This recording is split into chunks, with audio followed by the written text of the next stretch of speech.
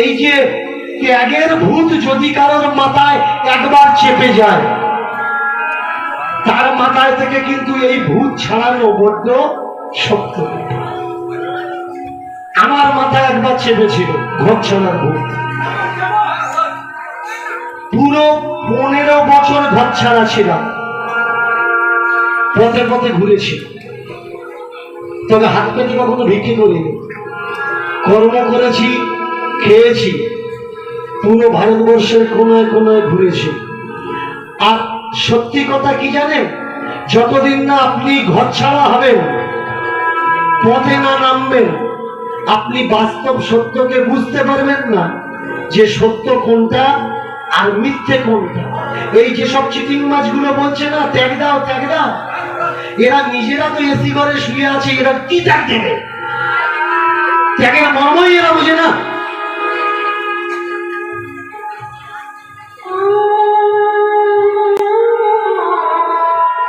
এরা নিজেরা এসি ঘরে শুয়ে আছে, ইস্ত্রি করা জামা প্যান্ট পরছে, আর এরা তোমাকে শেখাচ্ছে কি? ত্যাগ দাও। কি তোমার বউ ছাড়া নিয়ে তুমি রাস্তায় শুয়ে থাকো, কিন্তু আমরা এসি ঘরে থাকো, কোটা ঘরে থাকো। এটাই কি ধর্ম? এটাই কি ধর্মের সংজ্ঞা? কবে বুঝবে তোমরা? এদের হাত থেকে কবে তোমরা নিজেকে নিস্তার পাওয়াবে? এই যে ভগবান, এই যে ধর্ম, এই যে স্বর্গ, এই যে নরক, এগুলো বোঝা লাগবে। আর যতদিন তুমি না বুঝবে, তোমাকে কেউ বোঝাতে পারবে।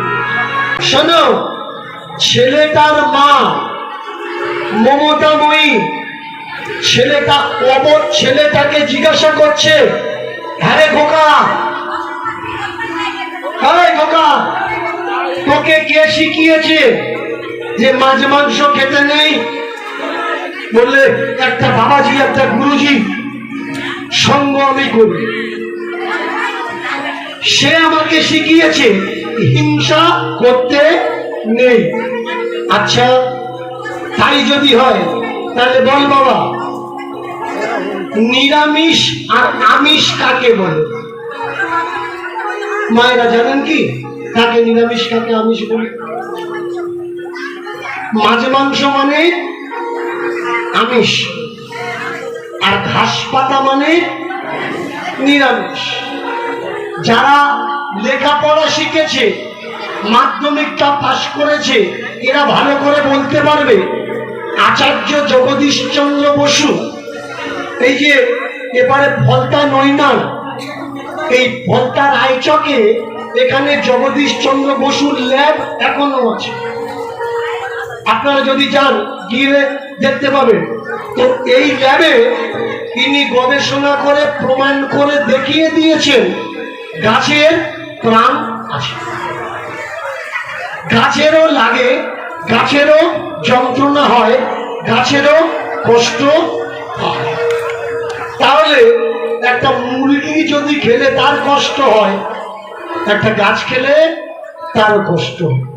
এবার আমরা যদি বলি জীব হত্যা করা মানে অপরাধ, আর জীব হত্যা না করলে অপরাধ নয়, আমরা যেটাকে আমাদের ব্লাড বলছি, এই ব্লাড কিন্তু অসংখ্য কীটাণু দিয়েই তৈরি।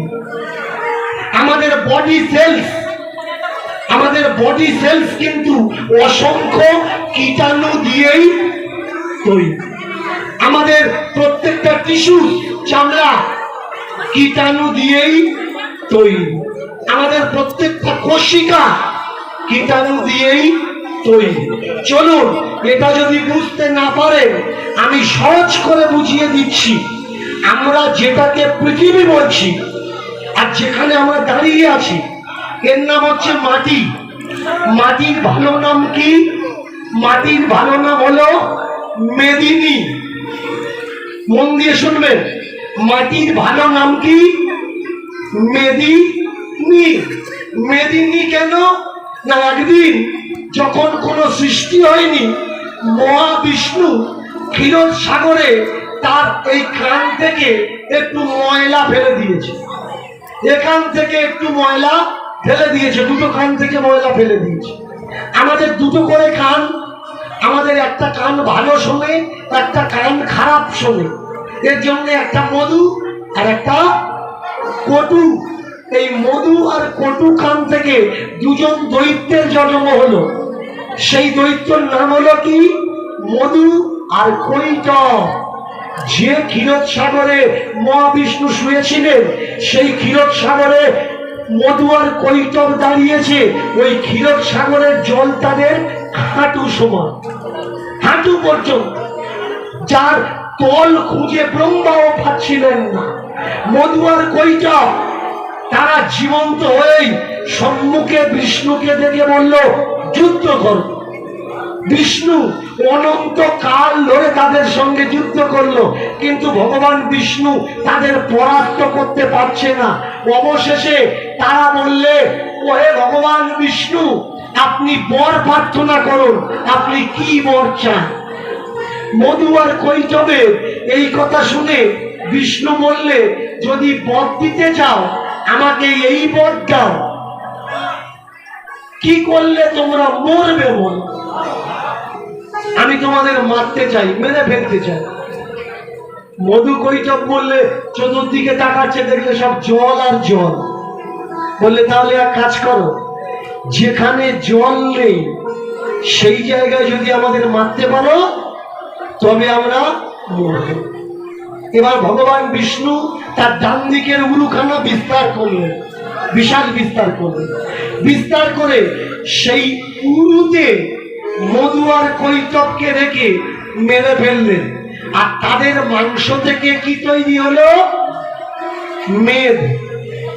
তাদের মাংস থেকে মেদ, মাংসের ভালো নাম মেদ, আর মেদ থেকে তৈরি হলো মাটি, এর জন্য এর নাম মেদিনী।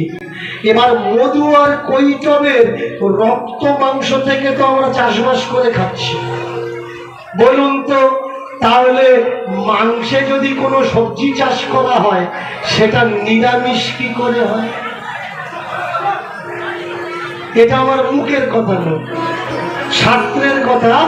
বিচার করে আপনারা বলবেন যে কোনটা ঠিক আর কোনটা ঠিক নয়। তাকিয়ে দেখুন, মা ছেলেকে বলছে, হ্যারে খোকা, তুই যদি হৃষ্টপুষ্ট বলিষ্ঠ না হস, সংসারটা চালাবি কি করে? আমাকে বাঁচাবি কি করে? তোকে, আমাকে, দেশকে, সমাজকে রক্ষা করবি কি করে? ছেলে বলে, ওয়া আর কটা দিন, তারপর আমি জঙ্গলে যাব, তপস্যা করব, আমি যোগী হয়ে যাব। আমি আমার গুরুদেবের কাছে শুনেছি, যার সঙ্গ করি, কোন বংশে যদি কোন সাধু মহাত্মা জন্মগ্রহণ করে তাহলে তার পিতৃকুল 7 পুরুষ আর মাতৃকুল 7 পুরুষ উদ্ধার হয়ে যায়, স্বর্গে চলে যায়, বৈকুণ্ঠে চলে যায়। বুঝবো কি করে? জন্মালে সৎপুত্র 14 কুল বৈকুণ্ঠে লোকে যায়, এ কথাটা বুঝবো কি করে? ছেলে বললে, মা তোমার এইসব কথার উত্তর আমি দিতে পারি, অপেক্ষা করো, আমি তোমাকে দেখিয়ে দেব। এই রকম আমাদের দক্ষিণ 24 পরগনা কেন, পুরো পৃথিবীর বুকে বাচ্চা বাচ্চা ছেলের মাথাগুলো চিবিয়ে খেয়ে এদেরকে গোলাম বানানো হচ্ছে। ভালো করে শুনুন, এদেরকে ফ্রি অফ সার্ভিস বানানো হচ্ছে। যে ছেলেগুলোর বড় হয়ে পুলিশ হওয়ার দরকার ছিল, মিলিটারিতে ভর্তি হওয়ার দরকার ছিল, যে ছেলেগুলোর বড় হয়ে সমাজের রক্ষক হওয়ার দরকার ছিল, ডাক্তার, উকিল, ব্যারিস্টার হওয়ার দরকার ছিল, সেই ছেলেগুলো বলছে আমরা স্বর্গে যাব। নিজেদের সর্বনাশ করছে, সর্বনাশ করছে। বাচ্চা বাচ্চা ছেলেগুলো এদের এমন ভাবে ব্রেন ওয়াশ করছে, এরা নিজেরা বুঝতে পারছে না যে কোনটা ঠিক আর কোনটা ভুল, কিন্তু মা ছেলেকে বলছে, বাছা রে,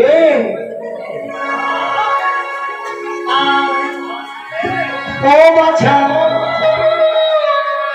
ভুল করেও ভুলের পথে যদি চলে যাও, যদি চলে যাও, বাছা, ভুল করেও ভুলের পথে যদি চলে যাও, যদি চলে যাও, ভুল করেও ভুলের পথে যদি চলে যাও, যদি চলে যাও, এবার ভুল করেও ভুলের পথে যদি চলে যাও, যদি চলে যাও, পথ হারিয়ে আসবে ফিরে,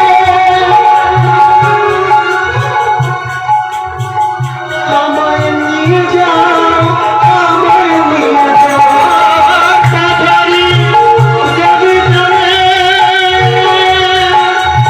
আমায় নিয়ে যাও, আমায় নিয়ে যাও, পথ হারিয়ে আসবে ফিরে, তুমি আমায় নিয়ে যাও, আমায় নিয়ে যাও, পথ হারিয়ে আসবে ফিরে, আমায় নিয়ে যাও, আমায় নিয়ে যাও, ভুল করেও যদি ভুলে তুমি চলে যাও, তুমি চলে যাও, ভুল করেও তুমি চলে যাও, তুমি চলে যাও, ভুল করেও যদি ভুলে তুমি চলে যাও, তুমি চলে যাও, ভুল করেও ভুলে যদি চলে যাও, তুমি চলে যাও।